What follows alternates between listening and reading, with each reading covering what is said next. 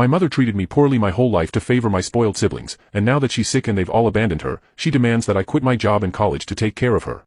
I grew up in a household where love seemed to have levels, and mine was always the lowest. My two siblings, the oldest and the youngest, were always my mother's favorites. She used to say they were special in their own ways. The eldest was the pride of the family, and the youngest was the baby who needed protection. Me? I was the middle child, the one who needed to understand things, to be strong, and figure it out on my own. From a young age, I noticed how differently we were treated.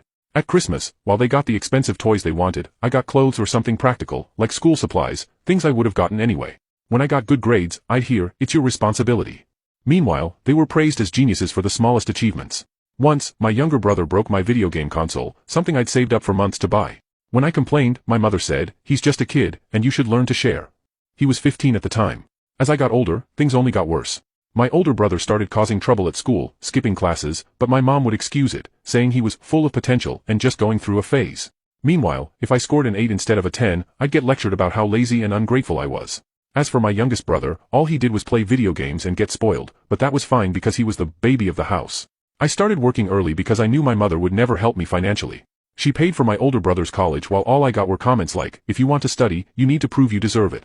At 17, I juggled school and a part-time job at a fast food place, while watching my brothers live like royalty. When I finally got into college without a penny of help from her, I thought things might change. Maybe she'd see how hard I was working. But all I got was, "You're wasting your money, college doesn't guarantee anything." Meanwhile, my older brother, who had dropped out of 2 programs she paid for, was still the family star. My youngest brother didn't even bother working or studying, yet he was treated like a prince. Years went by, and I kept pushing forward. I got a better job that helped me pay for school and achieve a few small milestones. Despite everything, I still visited my mother regularly, not out of obligation, but because it felt like the right thing to do. Even with all the resentment, she was still my mother. Then, a few months ago, everything changed. If you want to watch the part 2, click on share and more.